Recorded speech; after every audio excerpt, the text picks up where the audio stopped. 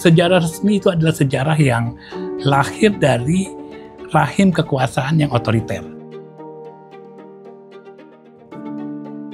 Saya berharap sebenarnya ada sebuah cerita yang plural tentang Indonesia. Itu yang saya harapkan. Dan negara memfasilitasi itu, Bhinneka Tunggal Ika lah. Assalamualaikum warahmatullahi wabarakatuh. Bismillahirrahmanirrahim. Para pemirsa, kembali di program Menjadi Indonesia bersama saya Ivan Aulia Ahsan, pemimpin redaksi NU Online. Hari ini saya masih berada di toko buku Komunitas Bambu di Jalan Rembang, Menteng. Di episode sebelumnya, kami sudah menghadirkan sejarawan J.J. Rizal. Di episode ini, di tempat yang sama, saya juga menghadirkan seorang sejarawan. The one and only, the last historian, sejarawan Andi Ahdian. Terima kasih sudah bersedia hadir Bung Ivan di program Menjadi Indonesia NU Online. Dahsyat ya. Dahsyat. Dr. Andi Ahdian adalah doktor sejarah lulusan Universitas Indonesia dan sekarang mengajar di program studi sosiologi Universitas Nasional UNAS yang kampusnya di Pehaten di Jakarta Selatan. Jadi ada kampus di tikungan di sebuah jalan di Pejaten, nah itulah UNAS, Universitas Nasional. Saya biasa memanggilnya AA. Pak AA mengajar di situ di program studi sosiologi, mengajar mata kuliah apa Pak? Ada banyak macam-macam, filsafat, sejarah politik, sosiologi, budaya, dan lain sebagainya. Buset, banyak amat ya? Ya itulah dosen di Indonesia. Oke. Seperti J.J. Rizal, Andi Ahdian adalah senior saya di jurusan sejarah UI. Saya mengenal Pak AA sudah lama, sudah hampir 20 tahun yang lalu ya, Pak. Hampir 20 tahun yang lalu. Dan sekarang kita akan ngobrol-ngobrol lebih mendalam tentang beberapa isu mutakhir yang sedang berkembang di Indonesia. Pak, ngapain sih ngambil jurusan sejarah dulu? Mau yang beneran atau yang palsu nih? Dua-duanya. Saya jelasnya sih memang ada latar belakang pribadi ya. Sejak muda, masih SMA, suka baca sastra gitu kan. Dan kisah-kisah sejarah biasanya lekat dengan sastra. Jadi ada kebiasaan yang saya miliki dan kesenangan membaca itu syarat ya. Biasanya orang yang masuk jurusan sejarah tuh punya dasar suka baca. Tapi saya nggak tahu yang sekarang kayak gimana. Kesukaan membaca itu membawa saya untuk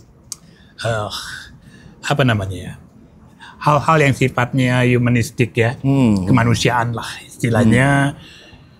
Jadi kalau disuruh ngitung, disuruh hal-hal yang prospek menguntungkan pasti nggak bisa. Lebih bisa pada hal-hal yang sifatnya ya kehidupan manusia, keindahan dan lain sebagainya, hal-hal yang abstrak gitu. Dari situ saya kira ke jurusan sejarahnya sendiri itu belakangan ya. Jadi ada saya sempat baca bukunya Sohoki, catatan seorang demonstran. Dan saya kagum lah, artinya ini pinter betul nih orang gitu ya. Jadi saya baru tahu, ternyata ada yang namanya jurusan sejarah yang waktu SMA pelajaran sejarah kan hanya sebagai hafalan ya, doktrin dan sebagainya. Tapi ketika baca buku dia, kok pintar gitu ya. Jadi saya pengen sepintar dia, maka saya masuk.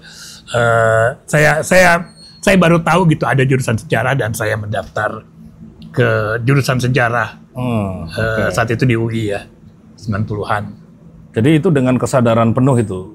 Dengan kesadaran penuh untuk sebuah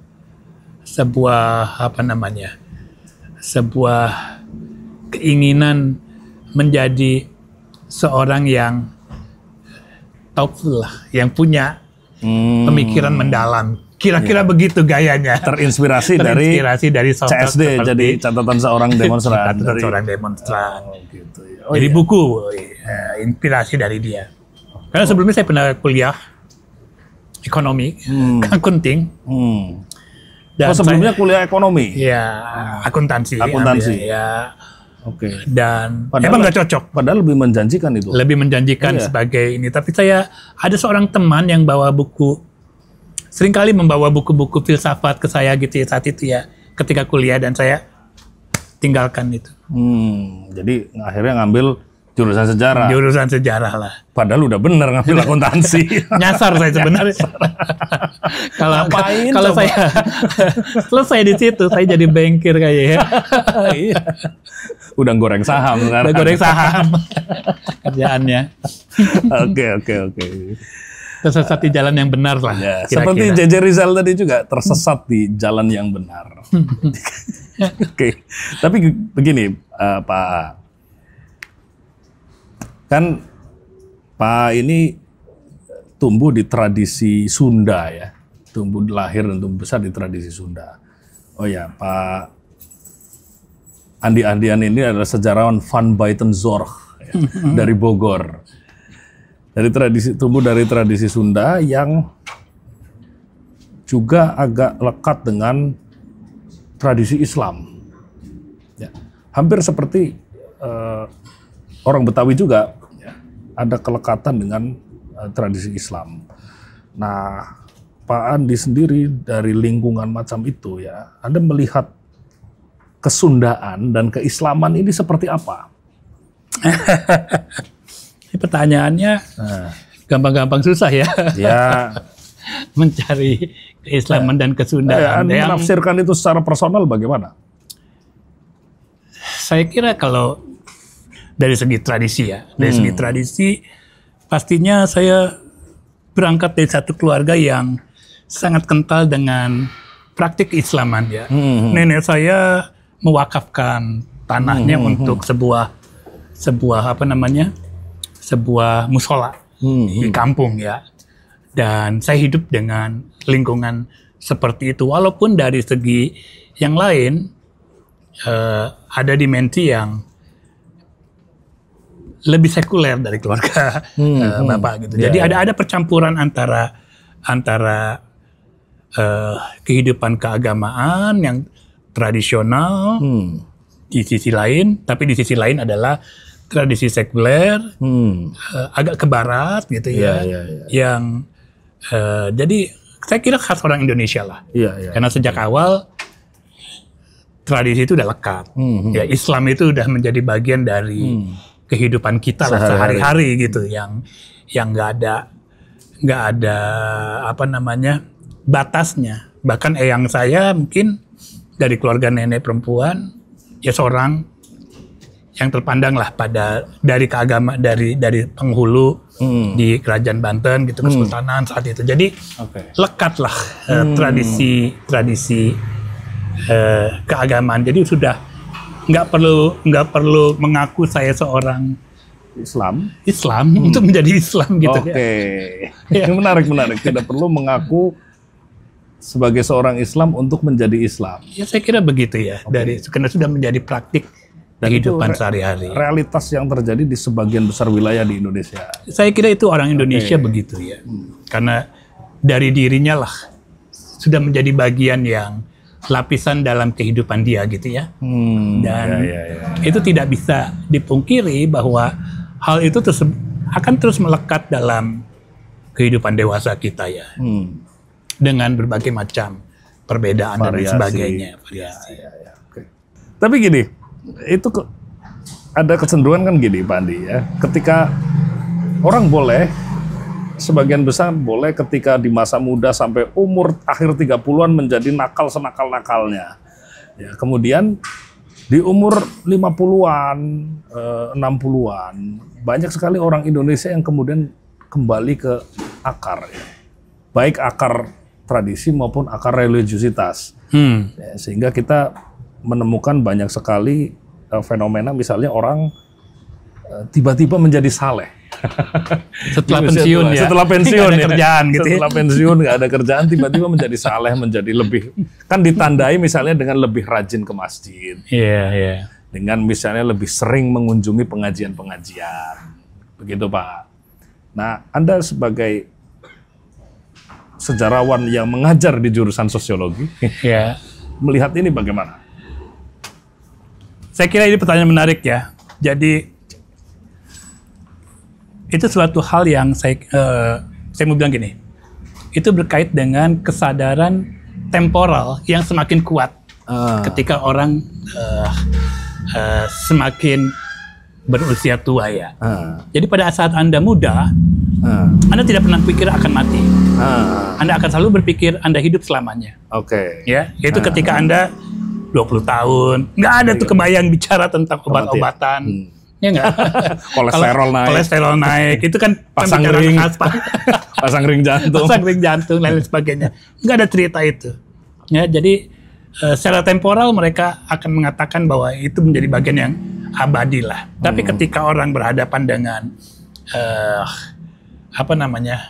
usia yang mulai 50, 60 gitu kan, yang merasakan bahwa dirinya secara temporal dibatasi oleh waktu, maka biasanya dia akan mencari hal-hal yang merefleksikan ya, yang menjadi jawaban dari kebutuhan individunya ya. Dan itu dalam tradisi kita kan sudah saya sebagai sosiolog sejarah akan mengatakan bahwa tradisi kita menyediakan itu gitu, bahwa nanti setelah 50-an Anda lebih aktif ke masjid, kegiatan-kegiatan keagamaan dan lain sebagainya. Tapi itu berubah, ya kan? Sekarang Indonesia masyarakat semakin menjadi masyarakat kota. Semakin urban. Umur pensiun makin panjang. Jadi kita lihat sekarang 60-an orang masih aktif. 70-an. Jadi akan ada perubahan-perubahan. Umur pensiun jenderal-jenderal kita juga akan makin banyak setelah TNI disahkan. Iya. Rezeki semakin panjang. jadi itu yang membuat orang merasa ada perubahan. Jadi yang saya kira, maka dari sejarah akan selalu bilang, yang abadi dalam sejarah itu hanyalah perubahan. Betul. Kita akan bisa melihat prosesnya. Dalam 2 dekadenya saya menyaksikan, saya mengamati ada perubahan dalam sikap orang Indonesia ya. Sekarang orang lebih punya horizon yang lebih luas untuk mengatur hidupnya. Ini juga karena mungkin secara statistik umur lebih panjang ya. Lebih panjang, betul. 70-an. Fasilitas kesehatan semakin maju ya. Iya, jadi kalau semakin berkembang. 30 tahun yang lalu orang masih 50-60 itu udah ke pintu surga. Ya kan? Iya. Sekarang ketika brojol, orang masih bisa berpikir saya akan hidup sampai 70 tahun sekian. Dengan rata-rata kehidupan orang Indonesia sekarang. Kalau orang Jepang kan bisa sampai 90 tahun. Bisa sampai usia mereka harapan hidupnya. Brojol lahir 90 tahun. Di kita masih banyak masalah. Ya, dibuktikan dengan Pak Andi sendiri ya, yang lahir pada 1925 ya. Nah, tapi kesadaran itu Pak Andi ya, kesadaran tentang dimensi kemanusiaan tadi, kalau secara personal Anda sendiri mendapatkannya sebagai kesadaran historis atau kesadaran individual atau dua-duanya? Saya kira philosophical ya. Ini terus terang gitu ya, sebagai individu saya akan bilang bahwa saya punya kegelisahan ya sejak usia muda juga untuk mencari yang substansil atau dalam bahasa filosofi yang radik dalam berpikir ya. Kecenderungan itu sudah ada gitu, nggak tahu kenapa. Seperti saya juga tidak nyaman dengan satu kemapanan gitu ya, satu aturan. Saya biasa lebih nyaman dengan be yourself gitu ya, mencari satu, dan pencarian itu kan yang sebenarnya melahirkan banyak nabi-nabi kan dalam cerita ya, sejarah ya.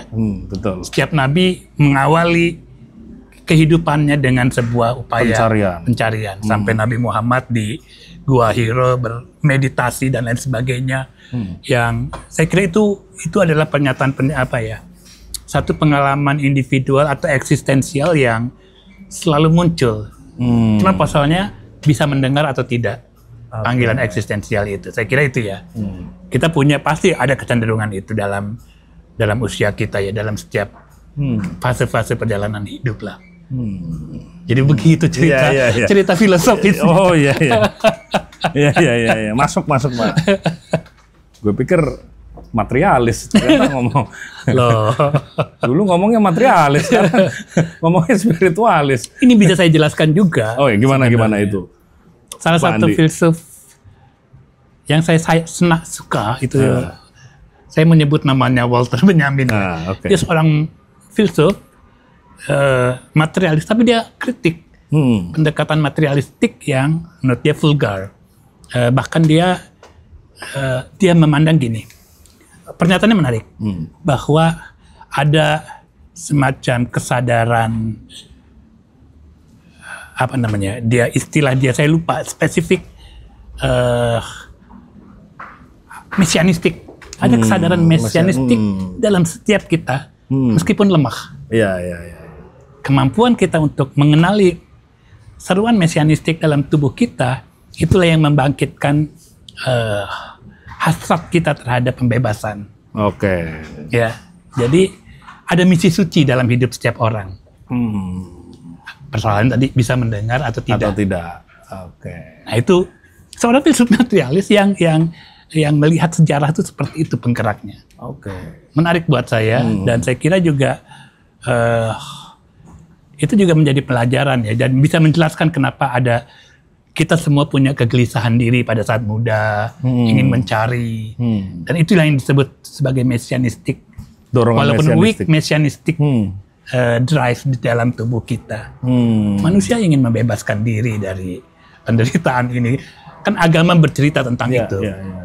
Dan menyediakan itu. Dan menyediakan penjelasan tentang itu, tentang bagaimana pembebasan dari kondisi kehidupan yang penuh kemalangan lah, gitu kan? Ya. Betul. Yang menarik, salah satu yang menarik dari Walter Benjamin adalah ya kita sebagai anak sejarah ya, ada satu yang dia angkat yaitu tentang Angelus Novus. Itu satu lukisan, sebenarnya dari satu lukisan yang dilukis oleh sahabatnya Walter Benjamin. Saya lupa nama pelukisnya. Nama susah lah, nama orang Jerman juga. Nama Jerman ya. Dan kemudian ditafsirkan sebagai semacam malaikatnya sejarah ya. Anda menafsirkan Angelus Novus dalam perspektif Walter Benjamin, bagaimana Pak? Sebagai historian yang sudah lebih dari 50 tahun.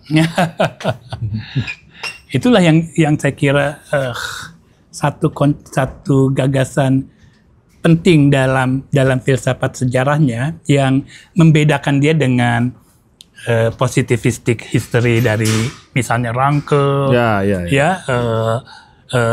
siapa lagi yang history as it is. Sejarah seperti apa adanya, kita tinggal cari kebenaran. Menurut Benjamin nggak begitu. Jadi dia mengambil lukisan Angelus Novus itu kan posisi malaikat sejarahnya begini. Malaikat sejarah yang dalam posisi gini dan dia terdorong ke belakang. Wajahnya melihat masa lalu. Betul. Sementara geraknya itu didorong oleh angin surga yang terus menjauhi dari masa lalu. Artinya progres. Progres itu bisa macam-macam, kapitalisme, industrialization, modernization dan lain sebagainya dalam peradaban manusia. Tapi mata malaikat itu melihat apa yang terjadi di masa lalu, dan dia bilang piles of destruction. Jadi bukan sebuah garis linear, tapi adalah tumpukan kehancuran dari setiap momen. Ketika fasisme muncul, ketika industrialisasi, ketika Perang Dunia Kedua, dan lain sebagainya. Dan itu suatu yang si Angel ini akan ingin memperbaiki, tapi dia didorong oleh angin kemajuan itu untuk terus menjadi semakin menjauh. Maka dalam posisi dia melihat begini, Angelus Novus, malaikat sejarah, wajahnya ke belakang, tapi geraknya ke depan. Dan itu yang terjadi dalam sejarah yang saya kira peradaban manusia ya. Jadi ada beberapa hal menarik dari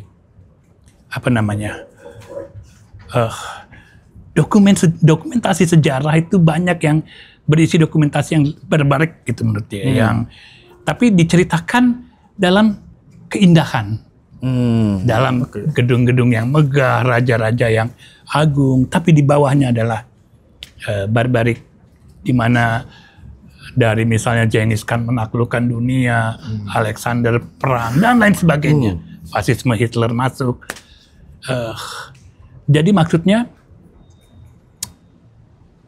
sejarah yang normal menurut dia yang dihadapi oleh kita semua adalah sebuah sejarah yang banyak kemalangan, banyak penderitaan, penindasan. Itulah yang normal. Yang dihadapi oleh kehidupan sehari-hari orang kita, orang biasa. Jadi sejarawan yang baik menurut Benjamin adalah bisa menangkap flash of, karena sejarah tidak tampil dalam seperti tadi arsip yang Anda menggalinya mencari kebenaran, tapi dia seperti flash. Dia setiap momen belum selesai, dia seperti cahaya yang berkelebat. Anda bisa nangkap nggak? Iya. Gitu. Jadi momen-momen itulah yang saya kira sangat menantang buat seorang sejarawan untuk bisa melihat. Jadi sejarah adalah peristiwa yang belum selesai. Anda harus bisa berangkat dari posisi itu. Apakah revolusi Indonesia sudah selesai? Kalau Anda melihat itu sebagai satu fakta sejarah yang telah selesai juga cara berpikir Anda. Tapi kalau Anda misalnya melihat bahwa ini belum selesai, ada yang tidak belum komplit nih. Apa misalnya? Oh, ada dombreng di mana? Di Brebes. Di Brebes ya kan? Ada aksi itu. Kenapa itu? Akan selalu sejarawan akan tertantang untuk apabila Anda punya kesadaran itu ya, untuk melihatnya sebagai sebuah yang belum final ternyata sejarah. Anda akan mendekati seperti itu, bukan sebagai sebuah kronologi peristiwa. Jauh dari kita gitu. Dia akan mendekati dengan cara seperti itulah, saya kira itu yang menjadi dasar bagi saya melihat masalah kesejarahan. Jadi kita nggak melihat sesuatu itu setelah selesai gitu. Orde Baru belum selesai. Emang yang nerusin siapa? Orde Baru belum selesai. Emang ada banyak gitu ya. Kira-kira. Jadi philosophically ada sebuah basic, ada sebuah misi suci. Seorang sejarawan mengemban itu. Punya hasrat itu. Maka Benjamin akan bilang weak messianistic drive yang ada di dalam dirinya untuk melihat itu, melihat apa yang belum selesai dari sebuah peristiwa. Sebentar, nyambung. Skripsi Anda tentang tanah bagi orang-orang yang tak bertanah, Land for the Landless, sudah diterbitkan beberapa tahun lalu. Judulnya Tanah bagi yang tak bertanah. Itu tentang UUPA tentang pelaksanaan Undang-Undang Pokok Agraria 1962 atau 60-an lah. Tahun awal 60-an ya. Dan judulnya sangat menyentuh, Tanah bagi yang tak bertanah. Apakah ini mengambil skripsi itu juga refleksi dari apa yang dikatakan Walter Benjamin tadi, sejarah adalah soal penindasan, Pak? Ya, saya kira itulah flash of image yang ada di masa lalu yang hadir dalam diri saya. Secara filosofikal gitu ya, yang tertangkap oleh saya dan saya ingin tahu, dan itu emang belum final sampai sekarang kan. Iya, betul. Jadi aktivis-aktivis menyuarakan reforma agraria dan lain sebagainya. Dan terus menjadi masalah Indonesia. Tapi kalau Anda melihat dalam tradisi historisisme gitu, selesai dia di 60-65. Tidak ada lagi hubungan dengan kita. Ternyata masih ada banyak hal yang bisa kita pelajari dari situ. Dan Anda menulis dan memilih tema soal penguasaan tanah ini juga dengan kesadaran. Iya, sangat sadar sekali. Sangat sadar sekali bahwa harapannya kan kita semua, harapannya, ini dia. Kita sendiri saya kira saya sangat,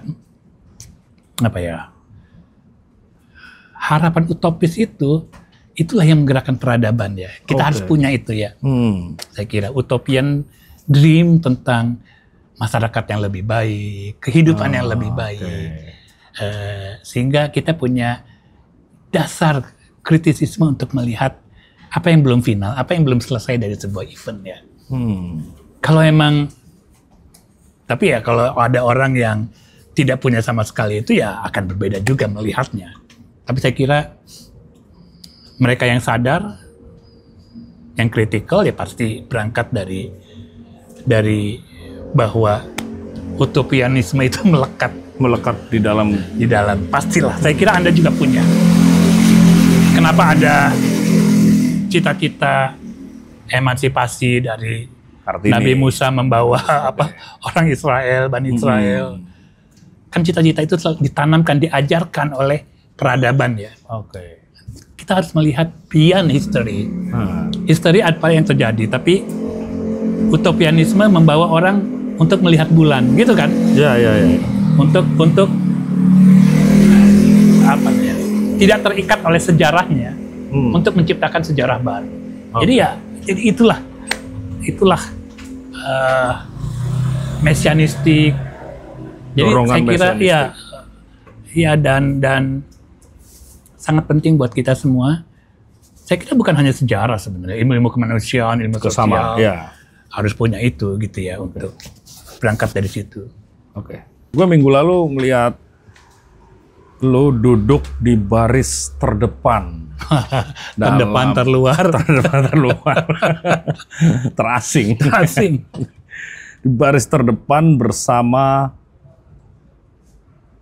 Marzuki Darusman dan lain-lainnya. Ada juga senior kami di NU, Mas Imam Aziz ya. Imam ya. Mas Imam Aziz. Teman saya. Temannya Pak Andi juga. Datang ke DPR untuk apa itu RDP statusnya, rapat dengar pendapat ya. RDP dengan Komisi 10 yang ada once-nya. Yang ada bukan twice ya.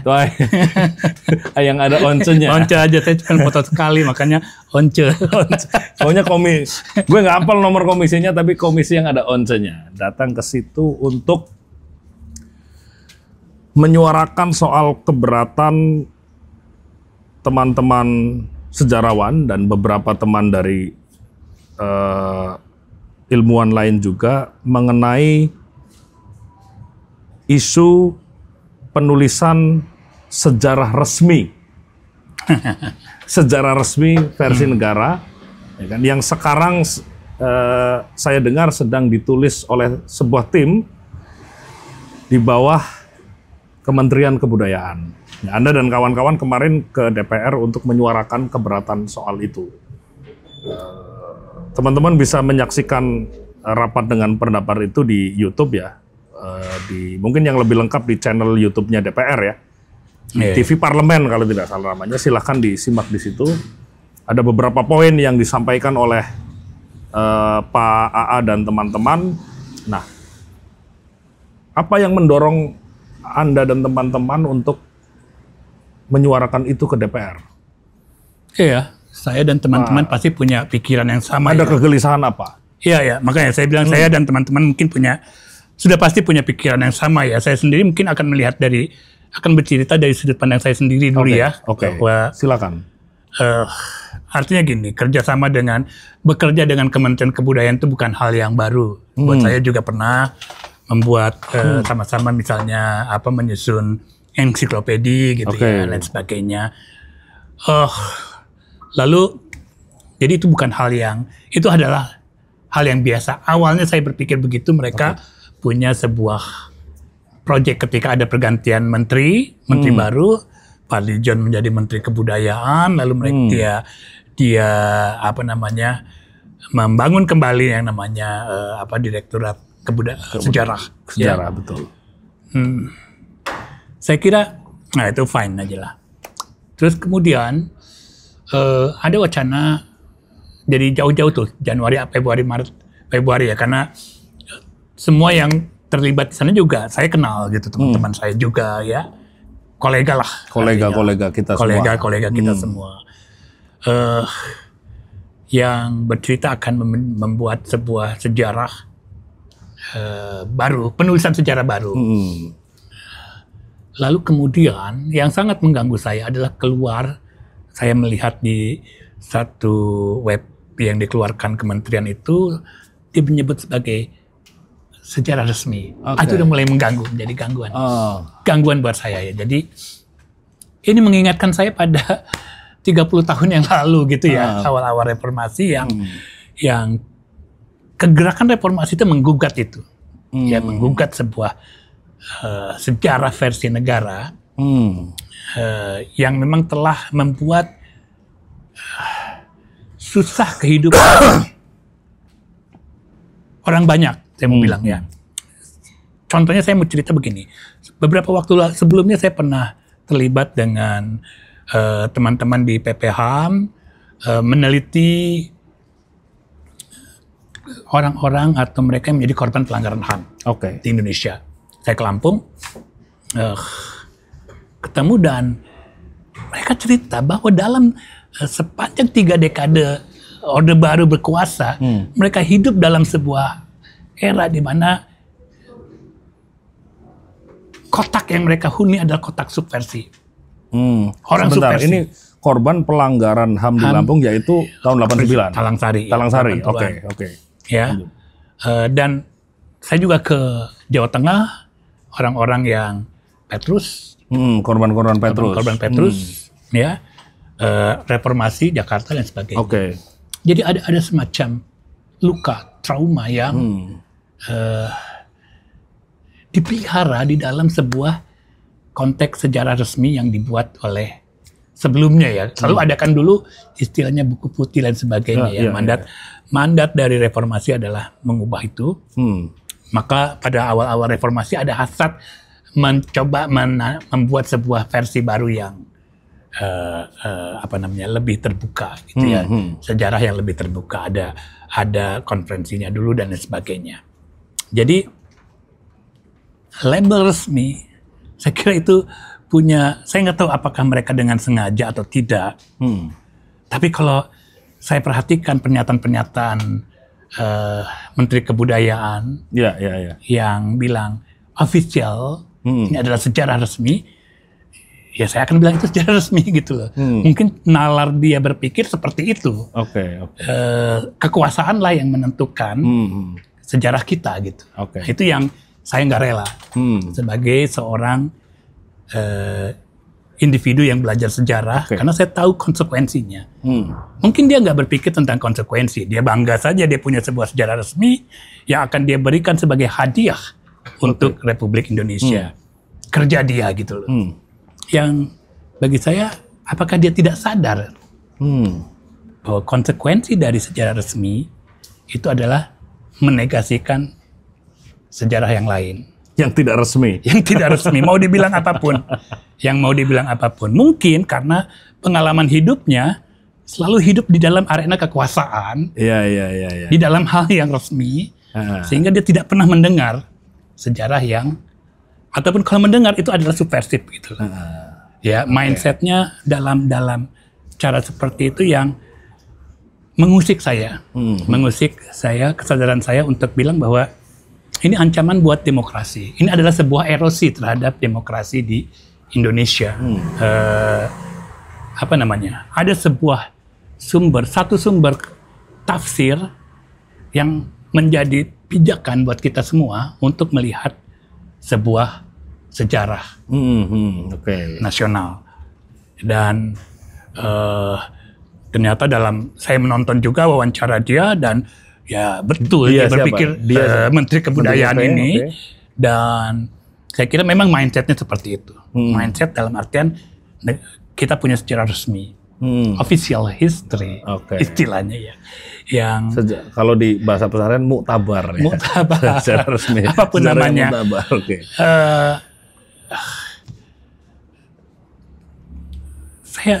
Maka pertanyaan saya adalah satu. Apakah dia sadar bahwa hal tersebut sudah diguncangkan oleh gelombang reformasi? Tapi saya kira dia tidak ya.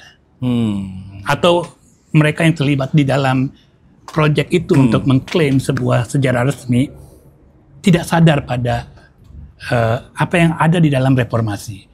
Saya ingat kata-kata teman saya, sahabat saya, Amiruddin dalam satu pernyataan pernah bilang Amiruddin. Karena ada Amiruddin jutaan orang Al-Wahhab Indonesia yang pernah memimpin di Komnas HAM. Oh, jangan-jangan mereka orang yang nggak ngerti reformasi, atau mereka tidak suka atau anti reformasi gitu loh. Saya kira jangan-jangan benar ya, bahwa mereka sama sekali nggak tahu apa itu reformasi yang saat itu saya masih muda, punya mimpi, punya semangat utopis untuk melihat Indonesia yang demokratis dan lain sebagainya. Itu yang terguncang di dalam kesadaran saya. Kesadaran personal saya. Dan saya kira saya bertemu dengan yang lain-lain dan mereka punya kegelisahan yang sama ya. Ada yang berangkat dari ukuran, oh ini sangat patriarkis katanya. Ya, dari sangat kawan-kawan patriarkal. Ini kawan-kawan feminis perempuan. Lalu ada yang dan lain-lain sebagainya lah, gitu kira-kira. Jadi saya kira berarti saya merasakan semangat bahwa ini bukan sejarah sebagai sebuah pembebasan gitu ya. Ini adalah sejarah yang kemudian akan menekan pluralitas sejarah yang Anda bisa bayangkan lagi lah. Ada dua sejarawan pasti akan ada dua tafsiran. Betul. Ya, dalam satu peristiwa yang sama. Lalu Anda akan bilang tafsiran kamu tidak resmi, tafsiran saya resmi. Artinya Anda menggunakan kekuasaan untuk menundukkan posisi yang lain, itu. Yang hoi rumuk tabar. Yang tidak resmi itu. Yang tidak resmi, yang liar. Kalau zaman Belanda namanya Wildescholen ya. Sampai ada ordonansinya. Ada ordonansinya, negara akan mengatur itu gitu loh. Hal-hal yang liar yang dianggap ancaman buat negara. Jadi saya kira ada problem di dalam hasrat menyusun sejarah resmi ini. Dan ingin dibuat buru-buru gitu loh. Buru-buru harus selesai 17 Agustus yang hampir mustahil. Jadi entah mengapa ini awalnya mungkin mereka menganggap ini sebagai business as usual, ya satu pekerjaan profesional yang bisa saya selesaikan dengan baik gitu kan. Tapi kalau kata Paul Ricoeur itu kita harus punya namanya hermeneutika kecurigaan. Suspicion. Ya, dalam ketika kekuasaan menghasilkan sesuatu, kita harus punya lensa kecurigaan itu. Dan itu nggak salah, itu sah sebagai warga negara. Dan saya kira apakah mereka punya itu ya saya nggak tahu. Saya nggak tahu. Harus kita tanyakan nanti. Kita bisa tanyakan. Kita bisa tanyakan langsung. Kecurigaan bahwa punya konsekuensi yang besar terhadap hasil yang lain. Mungkin ya sebagian saya kira banyak sejarawan yang baik juga, tapi problemnya di situ ya. Problemnya adalah kita melihat seperti ada yang ditutup di situ gitu loh. Seperti tidak ada kecurigaan sama sekali terhadap perbuatannya. Kan kalau orang Jawa bilang mawas diri lah gitu ya. Jangan arogan gitu loh untuk. Ya, sebentar sebelum ke situ. Kita harus clearkan dulu. Bagi Anda definisi formal sejarah resmi itu seperti apa? Sebenarnya itu yang pertama-tama, sejarah resmi itu adalah sejarah yang lahir dari rahim kekuasaan yang otoriter. Bagi saya itu ya. Karena dalam pengalaman sejarah, yang gemar menggunakan sejarah, klaim kesejarahan di dalam sistem kekuasaannya adalah kecenderungan fasistik dan kecenderungan otoritarianisme itu yang lahir. Pengalaman Hitler membangun, karena dia punya, tapi itu gini, jadinya official history itu menjadi myth, national myth, jadi mitos nasional yang akan diciptakan dan diberikan kepada rakyat kita gitu loh ya, sebagai sebuah myth, sebagai sebuah glorification. Hitler melakukannya ya, membangun mitos Aryan sebagai ras unggul di dunia. Pada akhirnya membawa kehancuran buat Jerman. Mussolini juga seperti itu, membangun orientasi pada negara yang luar biasa gitu ya. Yang itulah bahaya dari sejarah resmi. Dari istilahnya aja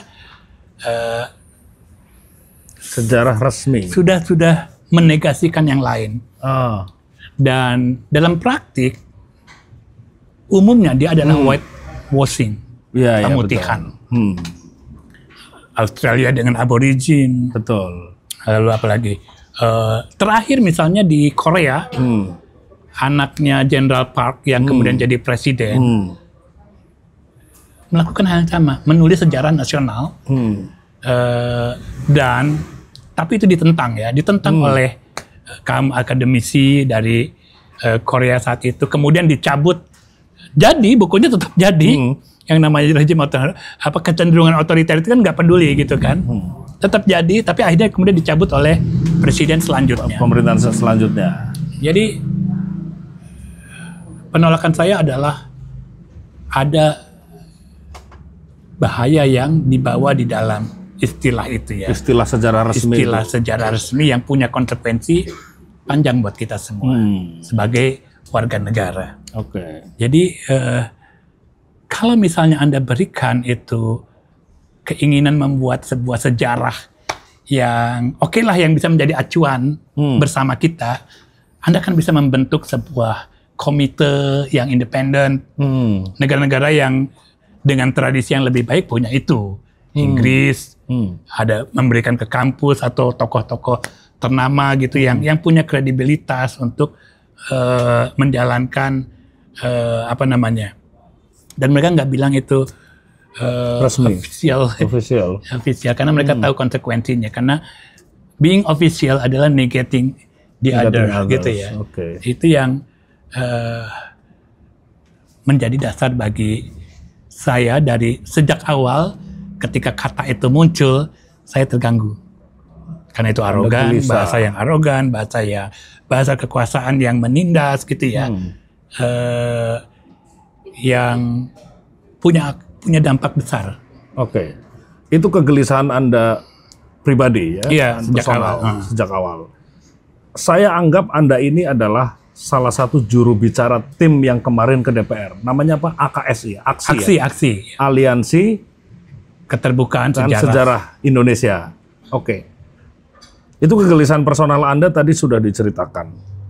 Nah, kalau saya anggap Anda adalah juru bicaranya aksi, ya, kegelisahan teman-teman secara garis besar itu seperti apa?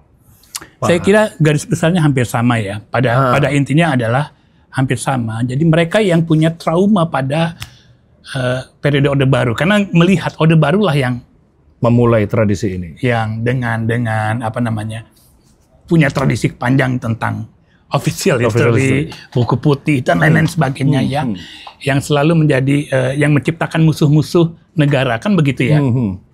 Jadi ini orang-orang yang saya kira punya track record yang sama tentang pengalaman otoritarianisme, ya, dan mereka bisa melihat, termasuk Pak Marzuki juga yang dia seorang yang tahu betul tentang bagaimana dasar-dasar hak asasi manusia menjadi bagian dari pijakan negara modern gitu kan.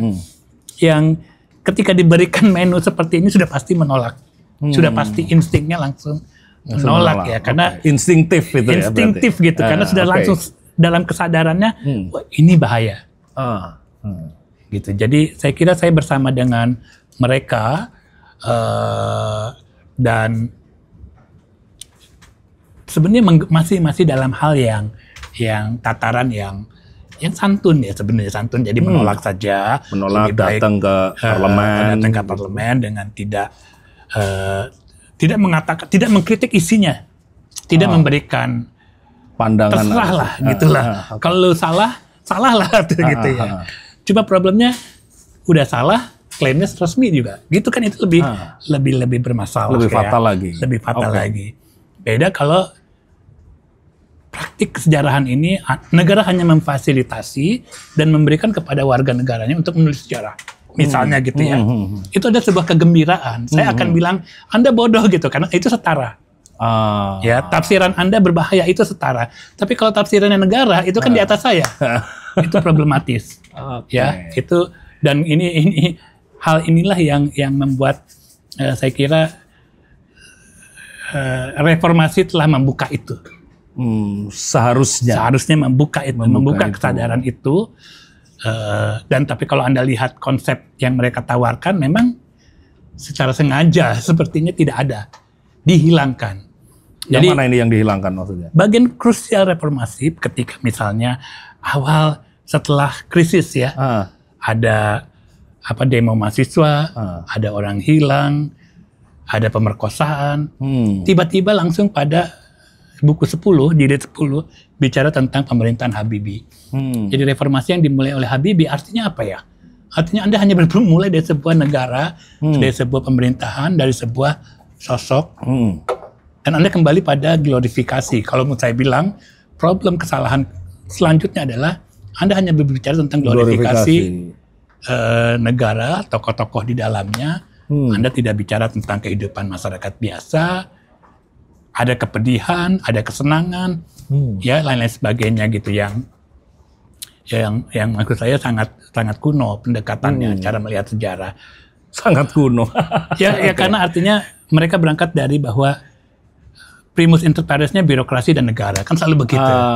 Di situ titik tolaknya. Orang yang hidup dan mengabdi pada negara. Perspektifnya itu gitu kan. Itu yang saya kira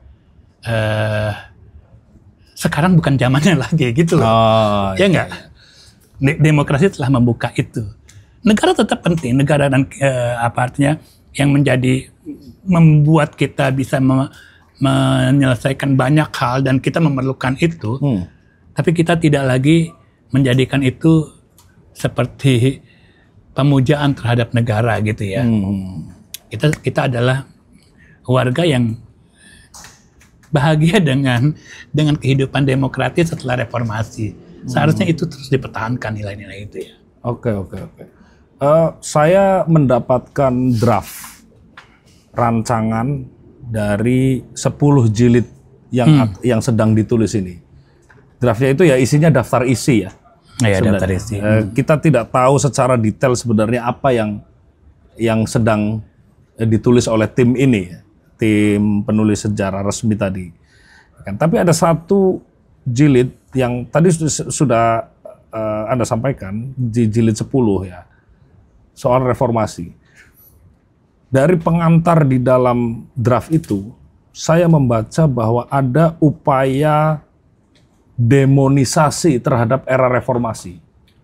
Ya, betul. Semoga draft ini direvisi nantinya, atau mudah-mudahan draft ini adalah draft yang awal banget lah yang saya dapatkan, karena saya belum mendapatkan versi yang terbarunya. Ya. Ada upaya demonisasi terhadap reformasi dengan menyatakan bahwa setelah reformasi itu harga semakin melambung, nilai tukar rupiah semakin hancur, masyarakat semakin lapar ditandai dengan ini. Saya membaca ada upaya itu Pak Andi untuk mendemonisasi era reformasi. Mudah-mudahan saya salah ya. Mudah-mudahan bacaan saya salah dan mudah-mudahan ada revisi terbaru. Karena setelah itu era Megawati dan era Gus Dur dijadikan satu periode ya, kalau tidak salah. Kemudian langsung ke era SBY dan era Jokowi ya. Jadi periodisasinya berdasarkan kepresidenan. Era politis. Seeing like state lah gitu. Seeing like state. Seeing like state, betul. Nah, saya pikir bagi saya ini agak bermasalah. Ya. Yeah. Bagaimana era reformasi ini didemonisasi. Artinya kan negara, kalau misalnya benar nanti yang ditulis demikian, itu tidak netral. Iya. Dalam melihat satu periode penting tertentu dalam sejarah negara itu sendiri. Anda mengkhawatirkan hal yang sama tidak? Pastinya. Jadi apa yang Anda sebut demonisasi dalam draft awal, draft awal itu artinya kesadaran yang sesungguhnya seperti itu ya. Begitulah cara berpikir yang aslinya ya, aslinya. Kita wartawan juga begitu cara bekerjanya. Tentang draft awal, draft yang diperbaiki itu udah tambal sulam. Pastinya. Jadi saya mendapatkan satu gambaran tentang, tadi Anda bilang bahwa segala problem ada di awal reformasi itu ya, yang kemudian nanti dikelola oleh negara untuk dihilangkan satu persatu problem itu, diperbaiki. Itu yang saya ingin sampaikan, bahwa dianggap sebelumnya tidak pernah terjadi. Tidak betul. Gitu artinya kan begitu. Ya, dianggap tidak pernah terjadi. Tapi kata siapa? Gitu kan. Betul. Coba Anda tanya petani. Coba Anda tanya buruh. Yang gajinya segitu-segitu aja gitu. Lalu coba Anda orang-orang miskin. Lalu coba Anda orang-orang yang dianggap punya keyakinan berbeda gitu. Coba Anda tanya itu. Apa nggak pedih hidup mereka? Maka Benjamin bilang gitu, bahwa itu pile of distraction. Kalau memang dalam bab 9-nya kan development, pembangunan, kemajuan dan sebagainya. Betul. Tapi kita sebagai malaikat sejarah melihatnya sebagai pile of distraction yang bertumpuk-tumpuk terus, bertambah-tambah terus, bukan sebuah garis linear, tapi distraction. Jadi kita akan melihat itu, dan bahkan yang mati tetap dibuat kalah. Betul. Itu yang menyedihkan dan menyesakan dalam reformasi. Anda bayangkan berapa orang mati di dalam itu. Berapa banyak orang yang jadi korban di situ, dan mereka akan tetap dibuat kalah. Statusnya dikalahkan oleh yang menang ini, yang menulis sejarah ini. Itu problem kita. Jadi saya kira, ya saya akan bilang maka saya bilang ya menolak. Apapun itu menolak sebagai sebuah posisi. Tapi kalau Anda mengambil posisi individual di luar sejarah resmi itu, bercerita tentang sejarah, ya silahkan. Pakai duit Anda sendiri, kalau Pak Menteri pakai duit sendiri, silahkan bikin gitu loh. Tapi ini kan duit publik. Duit rakyat. Jadi yang mereka tidak, dalam tradisi feodal seolah-olah negara ini kasih rezeki buat kita gitu. Padahal itu adalah kewajiban. Ya kan? Kan gitu kan pikirannya. Jadi kita mengabdi dan kita melakukan, kita mendapat rezeki dari negara. Kan itu mentalnya gitu, mental feodal yang ada di dalam cara berpikir kita. Saya kira kemarin negara merengek-rengek minta pajak ke kita untuk dinaikkan. Lalu mereka bikin sesuatu yang dengan tergesa-gesa, sesuka-suka mereka, dan seolah-olah mereka yang menentukan hak mereka untuk menulis itu. Dari mana gitu. Ya enggak? Anda kalau dalam warga demokratis ya nggak bisa seperti itu. Kalau pakai uang Anda mau bilang apapun terserah. Ini negara demokratis. Tapi kalau Anda pakai dana publik, maka penuhi prosedur. Kita semua lakukan dengan baik lah, gitu lah. Proper lah. Jadi sederhana aja. Anda tuntut misalnya Anda dan teman-teman di tim aksi AKSI itu transparansi, integrity. Transparansi itu misalnya gimana? Apa yang Anda tahu yang 57? Apa yang dilakukan? Sejarah. Berdebat di situ. Betul. Ada Muhammad Ali, ada Sujat Moko, ada Yamin. Semua berdebat dalam tradisi yang sehat. Di kita orangnya diam-diam gitu loh, tiba-tiba melahirkan sesuatu. Apakah Anda takut dengan perdebatan? Oke. Tradisi itu hilang, tradisi demokratis yang diciptakan oleh negara republik ini hilang, dan saya nggak tahu apakah problem kapasitas gitu. Tapi saya yakin enggak, mereka juga punya, ya kan, orang-orang yang profesional. Lalu apa yang dipermasalahkan di situ? Kenapa semuanya dalam sembunyi-sembunyi gitu ya, istilahnya ya. Tapi itu lain soal lah. Itunya nggak proper. Tapi problem paling mendasar itu tadi. Anda ingin membuat sebuah sejarah resmi dengan cara seperti itu. Dengan cara Anda bayangkan kan betapa umpet-umpetan ya. Anda anggap ini berterang-terang dalam gelap. Ya kan Anda mau makan aja kan pengen tahu ini halal enggak gitu loh. Iya, makanya ada badan halal. Ada badan halal. Kalau enggak gitu orang Indonesia nggak bisa makan. Iya. Kita pengen tahu terbuka lah dalam artian itu, dan saya kira ya sebenarnya mudah gitu kan dilakukan. Nggak susah kan membuat itu. Gini, misalnya kita ngasih contoh SNI yang tahun 78 ya, Sejarah Nasional Indonesia yang diterbitkan tahun 77 atau 78 saya lupa, dengan editor utamanya adalah Pak Nugroho Noto Susanto. Itu adalah sebenarnya dosennya dosen kami semua. Saya dan Pak Adi. Dosen kita semua. Dosen kita, karena Pak Nugroho meninggal tahun 83 atau 84 lah. Kita nggak mengalami zaman Pak Nugroho. SNI yang diproduksi oleh Pak Nugroho dan timnya itu kan dipakai untuk acuan pelajaran, Pak Andi. Ya kan? Dulu zaman saya SD masih ada itu PSPB, Pendidikan Sejarah Perjuangan Bangsa. Yang lahir tahun 80-an, generasi milenial mungkin masih merasakan tuh sampai kelas 3 atau kelas 4 SD ada mata pelajaran PSPB, Pendidikan Sejarah Perjuangan Bangsa. Dan kemudian menjadi salah satu acuan juga untuk bahan ajar, Pak Andi, yang masuk ke kurikulum ya, kurikulum nasional.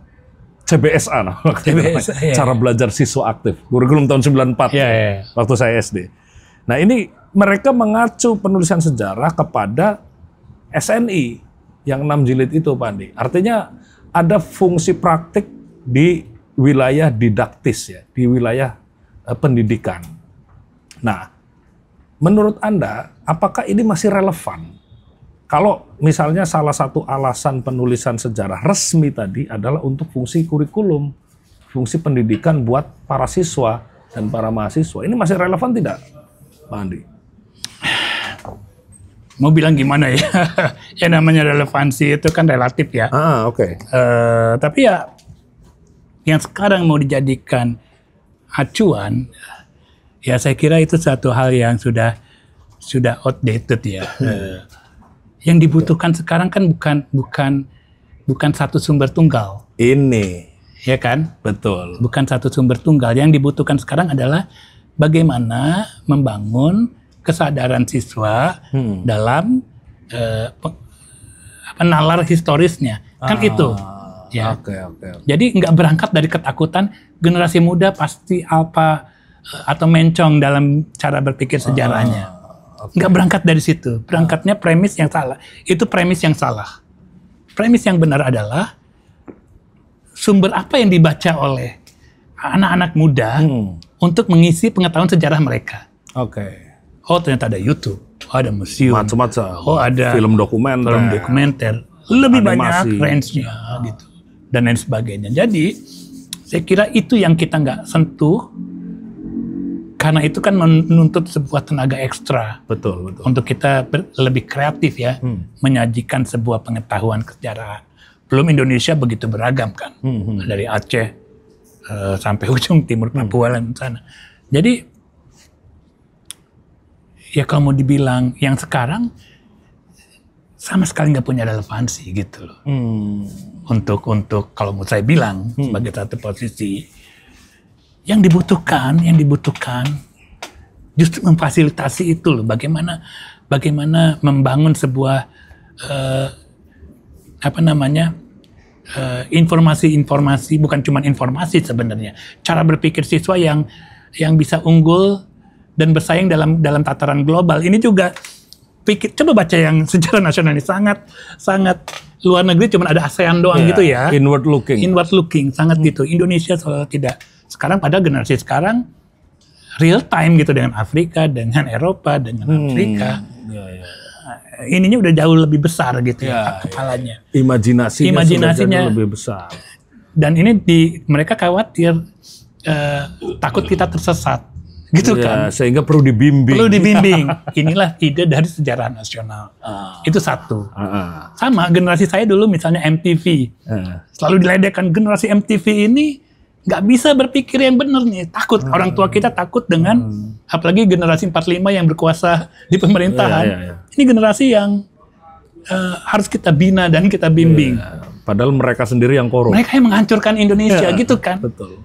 Dan kita jauh lebih baik, kita membangun KPK, kita anti korupsi, kita peduli HAM, jauh lebih baik generasi ini. Saya punya optimisme pada anak-anak muda yang mungkin jauh lebih humanis, lebih baik cara berpikirnya. Jadi kalau Anda ingin punya, kan sejarah itu ada 3 ya, rekreasi, edukasi, dan pewarisan, ya kan? Dulu di mata kuliah. Ini mata kuliah, metode lah. Ini udah ngelotok Anda di sini. Jadi ketika Anda ingin mewariskan, kan kita mewarisin apa gitu? Perilaku Anda yang feodal. Sama baris berbaris. Baris berbaris. Apalagi yang sangat militeristik pada saat itu. Ya. Itu juga kan tidak membawa kita kemana-mana gitu. Sekarang sekarang misalnya kedisiplinan dan sebagainya, orang perangnya perang cyber, udah sangat membutuhkan kreativitas dunia yang jauh berbeda dibanding dunia abad 20. Sekarang abad 21 nih, yang saya selalu bilang approach dekati dengan cara yang berbeda gitu loh. Dan sayangnya ya gagasan tentang keahlian ini, expertise ini masih seperti terisolasi di dalam hal itu ya. Kita balik lagi Kak ke soal penulisan sejarah resmi tadi. Kalau kita misalnya melihat di beberapa negara yang tradisi sejarah modernnya sudah maju ya, historiografi modern maksud saya, bukan sejarah modern. Di Inggris misalnya, tadi sempat Anda sebutkan, penulisan sejarah nasional yang seperti SNI itu diemban dan dihandle oleh penerbit-penerbit kampus. Oxford University, Oxford University Press, OUP, menerbitkan misalnya Oxford History of Britain. Cambridge University Press, misalnya menerbitkan Cambridge History of England, misalnya. Berjilid-jilid juga. Artinya, aktor yang memproduksi itu bukan negara. Ini lebih berwibawa karena diterbitkan oleh penerbit kampus. Kampus-kampus yang paling bergengsi di dunia. Nah, di Indonesia ini kan pengennya semuanya negara, Pak Andi. Sampai penulisan sejarah pun harus dihandle oleh negara. Gitu. Nah, apakah mungkin cara semacam ini, alternatif penulisan sejarah nasional yang dilakukan di luar negara, itu memungkinkan dilakukan di Indonesia? Ya gini, saya sempat, kan pernyataan saya ya, kemudian dikutip dengan salah ya, dipandang oleh salah ya, dengan dianggap mereka lalu apa gitu kan? Mereka ini siapa? Yang dari domirnya kemana nih mereka? Kalau bahasa dari pihak Kementerian Kebudayaan ini ya, kan saya bilang negara jangan menulis sejarah. Mereka bilang lalu siapa gitu kan? Bingung kan gitu. Dan seolah meremehkan bahwa kayak nggak tahu persoalan aja gitu loh, kayak dan sebagainya lah. Oke. Saya mendobrak kebiasaan kerutinan birokrasi. Di Inggris tadi Anda menyebut tentang Cambridge Modern History dan sebagainya. Mereka dalam beberapa hal mereka menggunakan dana publik. Betul. Ya, tapi dilakukan oleh institusi yang baik. Inti utamanya adalah peer review. Artinya adalah keterbukaan. Anda dikritik dan ada dikritik dibuka oleh ada satu peer panel review ahli. Tradition di mana panel ahli ini saling berdebat. Betul. Bukan monggo-monggo mas gitu ya.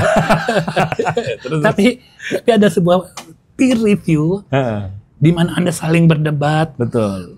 Kemudian makanya penulisan sejarah biasanya lama sekali. Lama nggak ada yang sejarah nasional ditulis simsalabim gitu kan. Simsalabim, betul. Nggak ada. Jadi itu yang ada dalam tradisi demokratis. Peer proses di mana ini dinilai oleh banyak pihak tentunya ya. Karena itu dana publik pastinya. Betul. Jadi mungkin karena nggak pernah kebayang di Indonesia, karena birokrat feodal gitu kan kita tradisinya semua disediakan oleh negara, jadi negara punya cap. Oh ini kerjaan gue loh gitu kan. Yang saya kira sebenarnya banyak yang bisa dikerjakan negara gitu, memfasilitasi proses ini kan. Dananya punya banyak. Misalnya kan udah gimana? Dimulai itu dana Indonesia. Betul.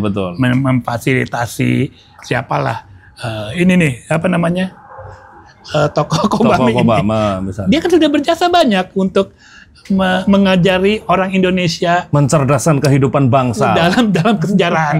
Tapi kan nggak diaku gitu loh, nggak dianggap penting gitu kan. Hanya tokoh buku biasa. Coba lihat apa yang dilakukan oleh Kobam ini gitu. Itu gitu loh, memfasilitasi itu. Atau Anda bisa mencari yang lain lah. Banyak ya inisiatif.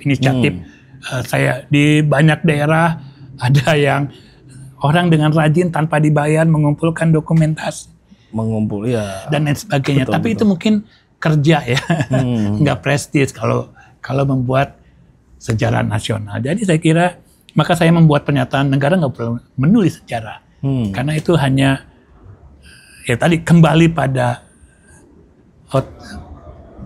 tradisi otoritarianisme yang tidak secara sadar hasratnya. Sebentar, berarti dana publik yang disalurkan lewat negara untuk misalnya menulis historiografi, ya kan, itu tidak perlu dilakukan sendiri oleh negara. Ya, tidak perlulah. Oke. Berikan itu dalam bentuk grant. Oke. Sudah pastikan. Berikan itu dalam satu apalagi banyaklah mekanisme dana Indonesia. Dana Indonesia udah ada kan, gitu ya, udah ada. Apalagi ya macam-macam negara-negara itu sadar bahwa kalau mereka yang melakukan, karena sejarah itu kan sebuah tafsir. Betul. Ya, penulisan sejarah adalah sebuah tafsir, bukan sejarah itu sendiri. Betul. Sejarah itu out there. Anda menafsirkan, Anda memberikan itu dalam bentuk buku. Nggak mungkin Anda hanya bilang bahwa saya bebas, objektif dengan hanya memasukkan fakta-fakta. Enggak.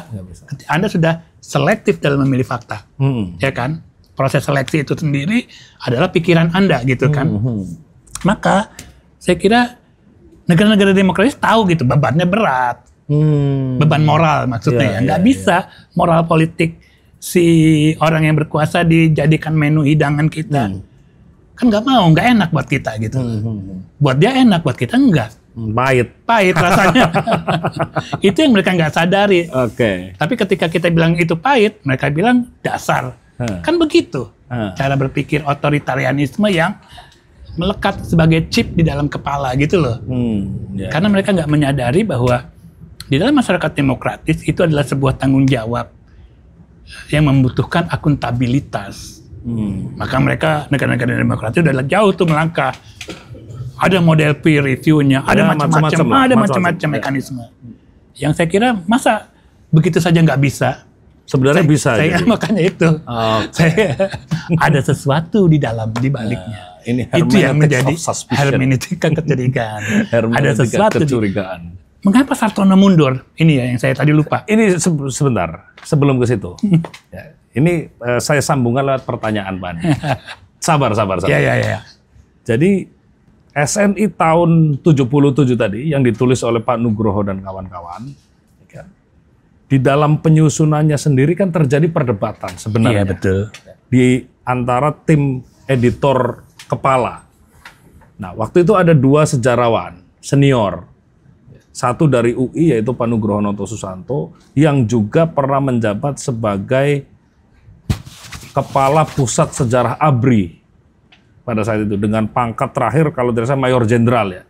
Saya lupa brigadir jenderal, brigjen ya. Brigjen sepertinya. Pernah menjadi Kapoljar ABRI dan menjadi guru besar di UI dan kemudian menjadi Menteri Pendidikan dan Kebudayaan. Di UGM ada Pak Sartono Kartodirjo, ya, orang yang disebut sebagai begawan sejarah Indonesia.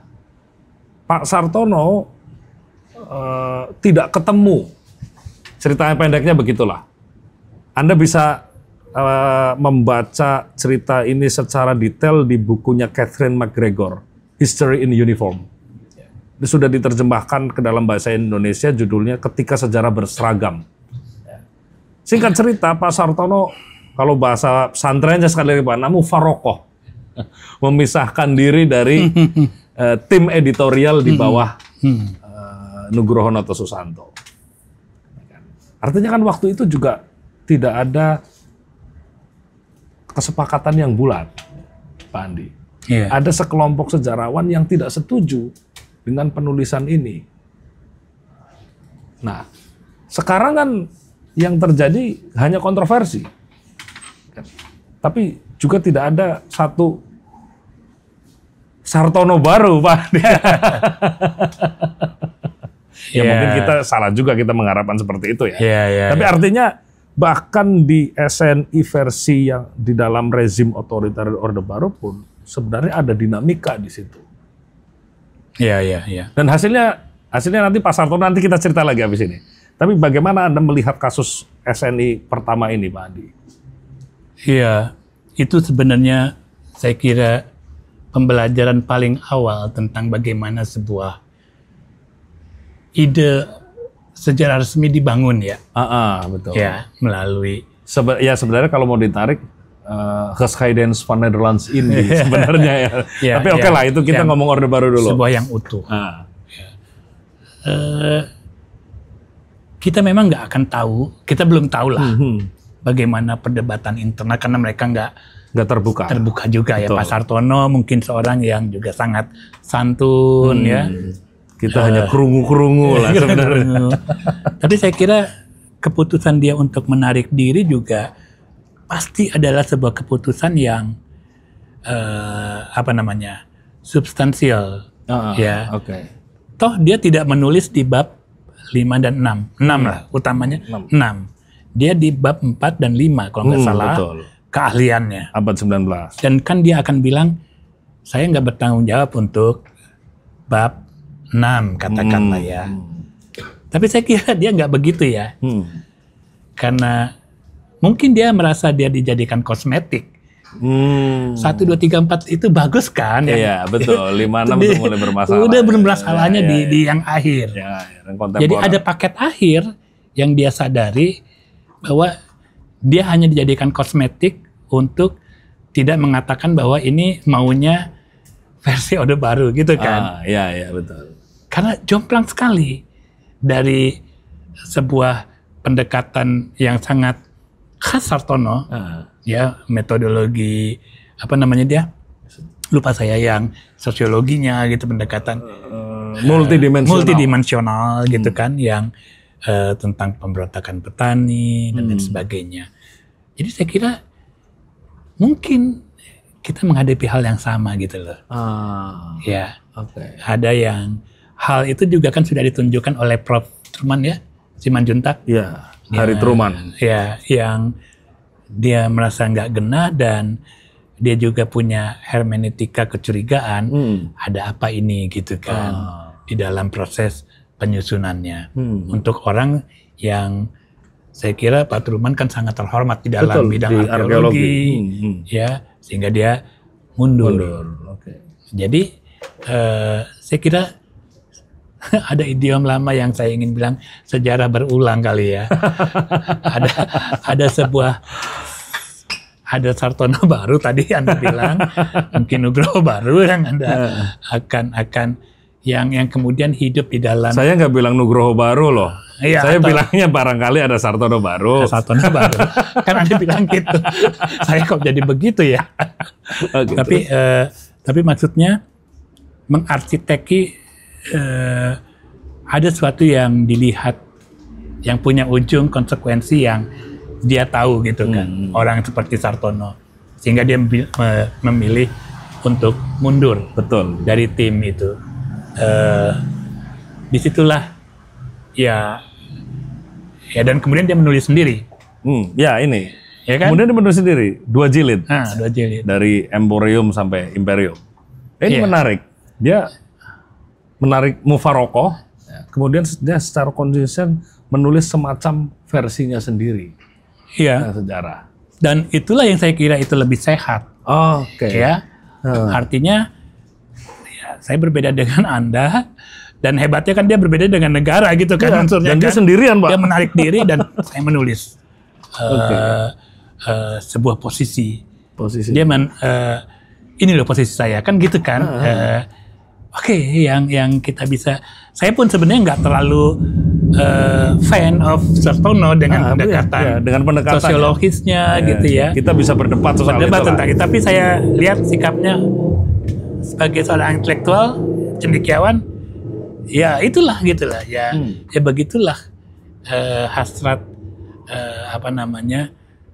mungkin dia juga memiliki cara berpikir lain tentang kerja sejarah sebagai sebuah proses pembebasan, dan dia nggak mau dimanipulasi, nggak mau dimanfaatkan menjadi kosmetik sebuah produk yang dia tahu produk reject gitu. Yang harusnya gitu kan, rejected gitu. Yang dia melihat itu, jadi dia nggak mau menjadi bagian itu. Tapi gini, sekarang ini berarti kan memungkinkan kalau ada Sartono lain, ya, Sartono baru. Kita tidak berbicara tentang individu sebenarnya, tapi barangkali ada tim seperti Sartono atau sekelompok sejarawan seperti Sartono atau bahkan individu juga tidak masalah yang bisa menulis juga sejarah versi tidak resmi, sejarah Ghairu Mu'tabar di luar versi yang diproduksi negara. Memungkinkan Pak Andi untuk dalam ekosistem intelektual hari ini? Sangat-sangat memungkinkan ya. Jadi saya kira saya banyak melihat gini ya, pemikiran-pemikiran baru yang misalnya orang melihat sejarah keluarga gitu kan. Di dalam keluarga ada sejarah. Orang lari ke ekologi gitu kan. Ya, betul. Yang jauh lebih banyak gitu untuk melihat problem Indonesia. Jadi setiap generasi punya tantangannya sendiri. Betul. Generasi saya ya besar, maksudnya menjadi dewasa pada saat reformasi ya. Kita melawan negara gitu loh. Jadi saya kadang mohon maaf, kadang mungkin menyakitkan atau menyakiti pernyataan orang lain gitu. Tapi kita hidup dalam sebuah era di mana kita menantang kekuasaan otoritarianisme itu. Diuji dalam periode tersebut dan ya susah balik. Artinya ya udahlah kadung di situ gitu kan. Sudah punya mental di situ. Jadi kalau disuruh berbeda itu nggak mungkin juga gitu. Saya kira nanti kita akan lihat generasi sekarang tesnya di mana gitu ya.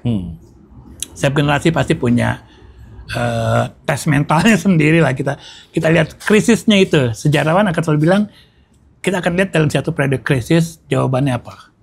Oke. Ya kan? Itu tantangan bagi sejarawan hari ini. Bagi sejarawan untuk melihat akan di mana, akan mengambil seperti apa, gitu kan? Karena mungkin sekarang lebih susah hidup atau susah Pak, inflasinya tinggi banget. Inflasi tinggi, takut kehilangan pekerjaan, atau emang nggak terbiasa dalam sebuah hiruk pikuk di mana kita melawan kekuasaan besar gitu kan. Di publik gitu ya. Saya ingat lah teman-teman saya sini, teman-teman generasi saya kuliah hidup dalam era kita menantang gitu kan, melawan gitu. Jadi ya mohon maaf gitu, dalam artian kritikalnya nggak bisa, bukan berarti kita bilang apa namanya, tapi itu periode itu membekas gitu loh maksudnya ya. Bukan artinya watak sebuah generasi, tapi pengalaman membekas itu membekas teman-teman segenerasi. Maka langsung ketika ada klaim tadi sejarah resmi, langsung instinktif, antenanya nyala gitu, instinktif. Ada apa ini gitu kan? Jadi seperti itu. Tapi semua generasi punya tantangannya sendiri. Mereka ingin menulis apa gitu kan? Apakah kemudian bisa juga apa namanya lintas batas gitu ya? Menembus batas. Sintas dong, sejarah lintas batas. Tapi ya itulah tantangannya akan sangat berbeda. Andi Ahdian ini menulis disertasi di jurusan di Departemen Ilmu Sejarah UI, ya, yang bagi saya disertasi Andi Ahdian ini adalah disertasi terbaik yang ditulis orang Indonesia di kampus Indonesia dalam 2 dekade terakhir. Saya sudah menuliskan ini di Facebook saya sebenarnya, dan sudah membincangkan ini di bedah bukunya Pak Andi. Disertasi itu kemudian diterbitkan menjadi buku oleh penerbit Margin Kiri ya, dengan judul Ras, Kelas, dan Bangsa, Politik Antikolonial di Surabaya awal abad ke-20. Yeah. Ini menarik sekali disertasi, karena ngomongin ras, kelas, dan bangsa. Sebenarnya Anda membicarakan bagaimana gagasan ya, dan katakanlah keindonesiaan ya, terbentuk dan digodok dan berproses pada awal abad ke-20, Pak Andi. Yeah. Nah, dari disertasi Anda itu, Anda menafsirkan Indonesia dan keindonesiaan ini bagaimana? Ya. Jadi Surabaya memberikan saya sebuah flash of image itu yang ditafsirkan. Dia menampilkan sebuah image dari masa lalu tentang Indonesia yang belum selesai lah bayangan saya. Sebelumnya saya membaca buku-buku pada periode pergerakan, ada Takashi, zaman udah bergerak. Babon nih ya, zaman pergerakan, ada McVeigh, ada termasuk yang tentang apa namanya revolusi di Surabaya gitu, siapa ya saya lupa, yang menampilkan tentang sejarah pergerakan yang menurut saya masih kok ada yang kurang gitu ya. Ada yang tidak, ada yang belum selesai dari situ. Dan saya melihat di sana. Apa yang saya lihat? Pertama, itu kota yang sangat kosmopolitan. Betul. Ya. Ada Eropa dari berbagai negara. Ada Armenia. Ada orang Yahudi. Ada Yahudi. Tadi ada Jerman, France, dan lain sebagainya. Ada Asia. Dan ada orang Cina, India, dan lain sebagainya yang saling berbicara, each other, yang bertemu di dalam satu lingkungan, yaitu kota Surabaya saat itu. Dan mereka bicara tentang apa masyarakat masa depan, seperti apa yang akan lahir, gitu kan. Kalau Anda baca koran Bintang Surabaya saat itu, mereka membahas masyarakat Jawa dalam tanda petik ya, karena Indonesia belum ada. Jawa dalam frame Alexis Tocqueville ya, yang nggak bisa nih kita bangun demokrasi karena kaum bangsawannya lemah nih dan sebagainya gitulah. Yang beda dengan pengalaman revolusi Perancis dan sebagainya, sangat modern. Modern Indonesia yang anak-anak muda Indonesia yang bicara tentang the future society yang baru, tidak feodal, kosmopolitan, yang dibekukan, yang dihindari oleh kehidupan kita sekarang. Seolah-olah Indonesia hanyalah persoalan di antara orang Indonesia gitu loh. Jadi apa namanya, sangat inward looking gitu ya. Nilai-nilainya, nilai-nilai yang sangat dibuat pribumi. Tapi kalau kita lihat kenyataannya, Soekarno bergaul dengan guru-gurunya orang Belanda, Eropa. Ya, tidak ada. Jadi dia bicara bahasa Belanda itu, dia nggak pernah merasa dia tidak nasionalis gitu loh. Ya kan? Dia seorang nasionalis pure, tapi dia speak like European, orang Belanda gitu kan. Dia mengagumi karya seni Eropa yang luar biasa. Jadi ada satu imajinasi yang begitu luas yang saya dapatkan dari para aktivis di Surabaya saat itu, dan mereka saling berjumpa dalam satu kehidupan yang sangat modern, dan itulah Indonesia menurut saya. Jadi ada beragam banyak hal, saling berjumpa kita dengan dunia. Ya, dunia ada di dalam. Jadi nggak heran kalau generasi saat itu, termasuk guru saya yang saya hormati, Ong Kokan, lahir di Surabaya. Yang dilahir di Surabaya, besar di Surabaya, dan dia polyglot. Bisa bicara Prancis, Jerman. Saya baru ngerti, oh ini loh didikannya. Jadi dunia itu, Eropa itu seperti tetangganya kita, cara berpikirnya gitu. Ya, jadi ininya luas. Dan itu kemudian dihancurkan oleh Jepang saat Jepang masuk. Ya kan? Jadi menjadi inward looking, menjadi internal lagi gitu. Jadi itulah yang saya kira Indonesia sangat beragam. Indonesia yang punya hasrat untuk kemajuan, modernitas dan keadilan dan sebagainya lah. Saya melihat di situ, di kota Surabaya. Jadi Indonesia itu yang saya kira hilang. Indonesia macam itu. Yang tidak kita temui. Kita curiga dengan yang asing, gitu kan? Takut dengan hal yang baru. Apalagi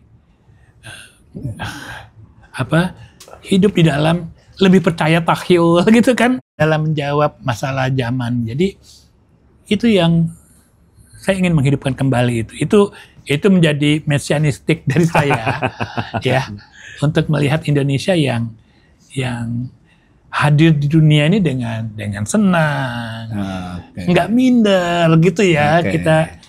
Kita tertekan sebenarnya, ketakutan terhadap asing itu membuat kita selalu xenofobia. Iya, selalu xenofobia dan selalu rendah diri gitu loh. Itu yang saya kira Indonesia yang setara di dunia. Yang saya harapkan. Jadi tidak dengan mudah rela mencium pantatnya Trump gitu loh. Yang kita lakukan kan kita cium dia. Oke. Ya nggak? Dan di episode sebelumnya, Pak, kami menghadirkan Mas Iip Zulkifli Yahya, ya, yang sedang riset tentang kelahiran NU di Surabaya. Ya. Saya tanya ke Kang Iip, jadi apakah NU lahir adalah anak kandung modernitas? Karena dia lahir di tengah kota yang kosmopolit, ya, yang dibuktikan oleh disertasi Anda dan disertasinya Pak Purnawan Basundoro. Ya. Artinya, di proses kelahirannya, NU berada di tengah situasi tadi, Pak Andi. Iya. Di tengah pergolakan modernitas, pergolakan anti-kolonial, pergolakan berbagai kelompok dan ideologi di Indonesia. Iya. Anda melihat posisi NU saat itu di Surabaya, meskipun tidak dibahas banyak dalam disertasi Anda ya, tapi Anda menulis tentang Surabaya, posisi NU pada saat itu seperti apa, Pak Andi? Secara spesifik memang saya tidak menyinggung itu ya. Jadi, tapi saya melihat sebenarnya mereka sama dalam arus modernitas itu. Masuk di dalam era itu kan gitu ya, yang maka kan di kalangan NU saat itu kan ada pertarungan kolot maju kolot gitu ya. Jadi ada semacam mereka juga ingin membebaskan diri gitu dengan menyerap modernitas, bukan modernisasi, modernity, oke. Ya kita lihatlah Gus Dur cerita tentang bapaknya, apa yang dibaca oleh bapaknya juga kan range of literatur gitu ya, yang artinya ini orang modern gitu, bukan sekedar sebuah orang yang ikut pada satu taklid buta gitu ya. Jadi peran spesifiknya memang saya tidak melihat, tidak mendalami. Mungkin itu nanti teman-teman dari Kang Iip lah yang akan lebih dalami. Tapi ada beberapa sosok ya yang kemudian menjadi bagian dari organisasi NU saat itu. Cuma yang mau saya tekankan kembali bahwa memang generasi 20-an itu generasi emas ya. Baru egaliter gitu kan. Apalagi terbuka. Ada pertarungan. Anda lihat pertarungan kan? Orang berdebat dengan tradisi debat yang kuat. Yang saya heran kenapa sekarang nggak ada gitu loh. Orang kalau di debat itu marah gitu ya. Atau terhina. Mungkin karena memang nggak punya kemampuan untuk berdebat. Maka kita bisa lihat sebenarnya orang mengapa tokoh seperti Rocky dengan mudah mendapat fans, karena orang sebenarnya pengen melihat perdebatan.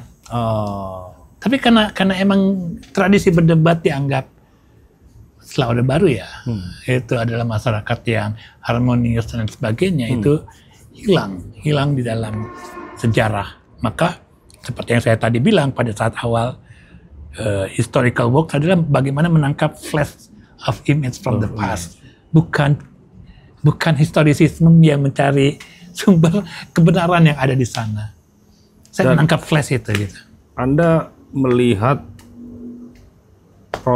proyek penulisan official history ini dalam konteks proses kita menjadi Indonesia, itu seperti apa dia si barang ini dalam proses menjadi Indonesia yang Anda bayangkan tadi? Ya itu dia. Saya khawatir dia menjadi semakin inward looking. Ya, Indonesia yang tidak punya pergaulan dalam lingkup global. Indonesia yang takut dengan berbagai gagasan. Sejak awal begitu. Jadi kalau dibandingkan itu ya, jadi ada sebuah potret Indonesia yang hanya mengagungkan birokrasi, kayak kembali kepada apa namanya yang negara pegawai, Beamtenstaat Indonesia yang memuja payung kehormatan, glorifikasi terhadap sosok yang sangat berlebihan, sehingga kita tidak mendapatkan gambaran penting. Benar, kita sangat ada sosok-sosok penting yang membuat sejarah kita. Tapi ya, kita juga ingin melihat banyak hal dalam sejarah ya. Jadi saya berharap sebenarnya ada sebuah cerita yang plural tentang Indonesia. Itu yang saya harapkan. Yang mungkin memang nggak akan bisa dikerjakan oleh satu tim yang punya berjilid-jilid. Sudah pasti akan banyak orang yang terlibat yang punya versi masing-masing. Pluralitas itulah, dan negara memfasilitasi itu. Bhinneka Tunggal Ika lah. Ya enggak? Jadi beragam gitu loh. Enggak mungkin kita satukan. Harus ini loh pemikiran. Itu menghina akal sehat kita lah. Untuk apa namanya, yang kita tahu. Enggak begitu gitu loh. Ya, jadi saya kira itu yang ke depan ya kita berharap yang lebih baik lah. Oke. Terima kasih. Andi Ahdian. Terima kasih Bung Ivan. Dr. Andi Ahdian. Demikian para pemirsa, wawancara dan diskusi saya dengan sejarawan Andi Ahdian. Sejarawan dan juga pengajar di Universitas Nasional.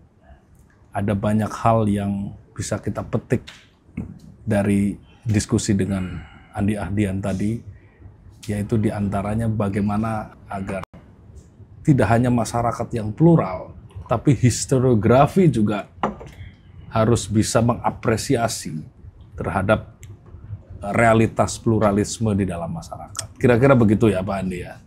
Semoga diskusi ini bermanfaat bagi banyak orang dan ke depan kita bisa menciptakan conversation yang lebih baik di antara warga negara tentang historiografi Indonesia, termasuk tentang official history yang sekarang sedang dikerjakan oleh tim dari Kementerian Kebudayaan.